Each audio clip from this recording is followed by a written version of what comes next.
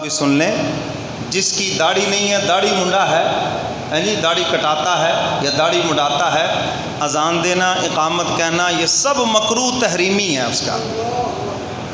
داڑھی اس کو کہتے ہیں یہ، باقی اس سے نیچے جو کاٹ کوٹ کے آپ نے کیا وہ سب فیشن ہے، وہ داڑھی میں شمار نہیں ہوگی، وہ فیشن میں شمار ہے۔ تو میرے محترم سامعین، اذان کے لیے، اقامت کے لیے اور امامت کے لیے یہ داڑھی کا ہونا ضروری ہے، یہ نبی کی سنت ہے، اور جو داڑھی کٹاتا ہے وہ اعلانیہ فاسق اور فاجر ہے۔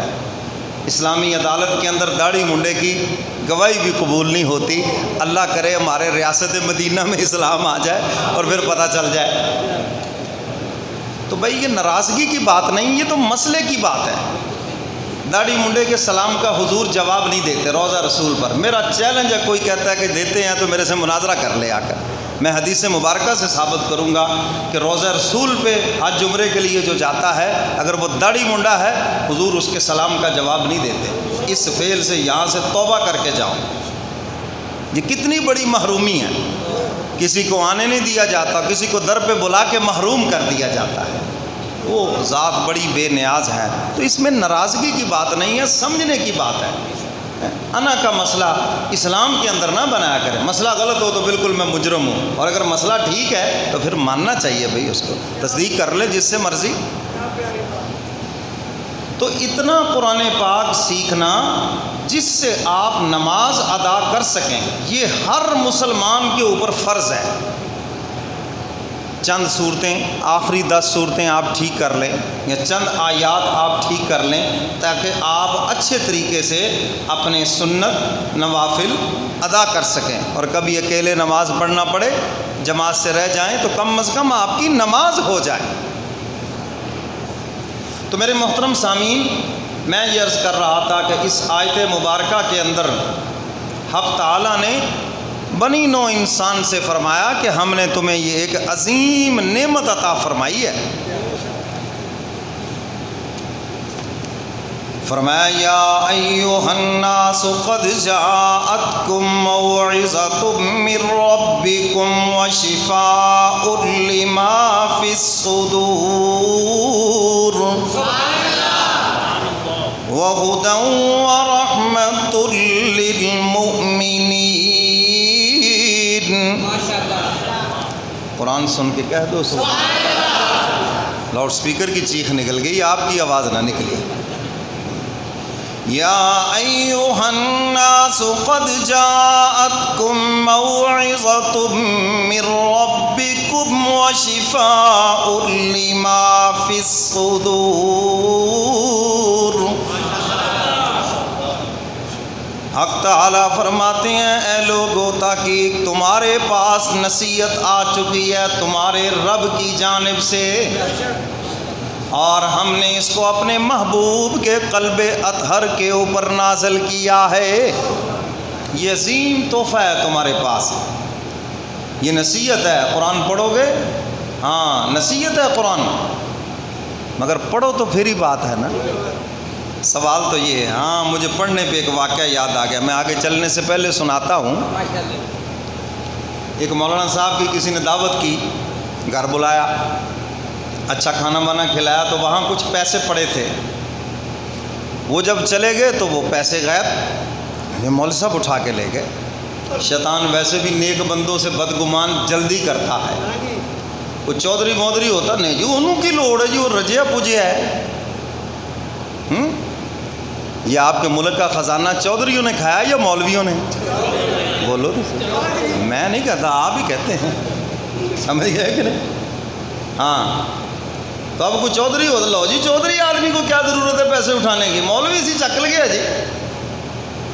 اور بدگمان بھی ہو گئے، نماز بھی پیچھے پڑھنا چھوڑ دیجیے، جا کے پوچھ لو ان سے، بات کر لو، ہیں جی ایک عرصہ گزر گیا، بول چال چھوڑ دی، ہیں جی نماز نہیں، لو جی ہمارے یہ پیسے چرا کے لے گئے، اگر ضرورت ہی ہمیں بتا دیتے، ہم یوں کر دیتے، ہم ووں کر دیتے، بتا بھی دیتے تو کون سا آسمان توڑ دیتے تم۔ ایک وقت گزر گیا، تقریباً سال کے قریب، پھر کوئی ایسا موقع آیا، دعوت کی، کہنے لگے یار چلو اس نے غلطی کر لی، جو بھی ہو گیا، دوبارہ بلاتے ہیں گھر میں۔ اب دوبارہ گھر میں بلایا، پھر کھانا شانا کھلایا حضرت کو، تو ایک سے رہا نہ گیا، اس نے بات کر دی۔ جس نے بات کر دی میری نظروں میں وہ سب سے اچھا انسان ہے۔ اگر آپ کو کسی سے گلہ شکوہ ہے ظاہر کر دو، بجائے دل میں نفرت رکھنے کے، منافقت رکھنے کے، ظاہر کر دو، یا تو نکال دو دل سے، پھر تو ہوئے آپ باکمال انسان۔ نہیں تو ایک مسلمان کی اور ایک عالم دین کی دل میں نفرت رکھنا، اور وہ بھی صرف شک کی بنیاد پر، یہ سوائے جہنم کے اور کچھ بھی نہیں ہے۔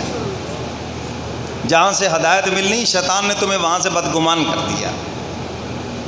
کھانے کے بعد انہوں نے کہا حضرت گزشتہ سال دعوت ہوئی تھی اور کچھ پیسے پڑے تھے اور آپ تشریف لے گئے تو وہ پیسے نہیں تھے۔ ادھر میری طرف دیکھو، انہوں نے یوں ماتھے پہ ہاتھ، استغفر اللہ۔ فرمایا، انہوں نے کہا حضرت آپ اگر بھول گئے تھے ہمیں بتانا تو کوئی بات نہیں۔ فرمایا بات یہ نہیں ہے، مجھے افسوس ہوا، پیسے تمہارے پڑے تھے مگر میں نے اٹھا کر قرآن کے اندر رکھ دیے تھے۔ یہ تمہارا قرآن پڑا ہے اور مجھے افسوس ہے کہ 1 سال گزر گیا تم نے کھول کر بھی نہیں دیکھا۔ کھولو اس کو۔ جب کھولا تو وہ سارے پیسے سامنے پڑے تھے۔ کہتے میں نے یہاں اس لیے اٹھا کے رکھے، بھی قرآن پڑھتے ہو، کھولو گے تو سامنے نظر آ جائیں گے، یہ پڑے ہیں پیسے یہاں پر۔ الماری میں پڑے تھے، وہ اڑ رہے تھے پنکھے کی ہوا سے، میں نے اس کو اٹھایا اور اس کو قرآن پاک میں رکھ دیا۔ اب تم نے سارا سال جب اس کو کھولا ہی نہیں ہے تو مجھے اس پہ افسوس ہوا۔ او خدا کے بندو، یہ قرآن جو نصیحت بھی ہے، یہ قرآن جو شفا بھی ہے، یہ قرآن جو ہدایت بھی ہے، یہ انوار و برکات کا مجموعہ بھی ہے، ظالمو تم نے اس کو کھولنا بھی گوارا نہیں کیا۔ آج ہمارے گھروں میں الماریوں میں قرآن پاک پڑے ہیں نا جی، کھولے ہوئے سال ہا سال گزر گئے، ایسے ہے جیسے انتظار کر رہے ہیں کوئی فوت ہو جائے تو پھر کھولیں گے، کیوں جی ایسے ہی ہے۔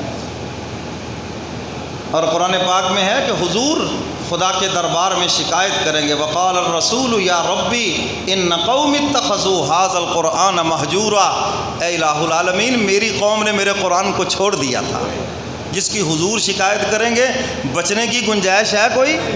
یہ قرآن کی آیت آپ کو پڑھ کر سنائی ہے، 19ویں پارے کی آیت ہے، پہلے صفحے کے اوپر ہی ہے، ہیں جی۔ تو حضور نبی کہیں گے میری قوم نے میرے قرآن کو چھوڑ دیا تھا۔ آج قوم تو موبائل لے کے بیٹھی ہے، قوم تو فیس بک لے کے بیٹھی ہے، قوم تو ریسرچ کے نام پہ گوگل کے اوپر وقت برباد کر رہی ہے۔ وہی ان کا مفتی ہے، وہی ان کا ڈاکٹر ہے، وہی ان کا حکیم ہے، وہی ان کی ساری ضرورتیں پوری کر رہا ہے۔ میری اور آپ کی ساری ضرورتیں اس کے ساتھ وابستہ ہے، ہماری دو جہاں کی کامیابی اس کے ساتھ وابستہ ہے۔ حضور ہمیں یہ راہ نجات دے کر گئے ہیں، مگر افسوس کہ ہم نے اس کو کبھی کھولنا ہی گوارا نہیں کیا، کبھی پڑھنا ہی گوارا نہیں کیا۔ فرمایا یا ایھا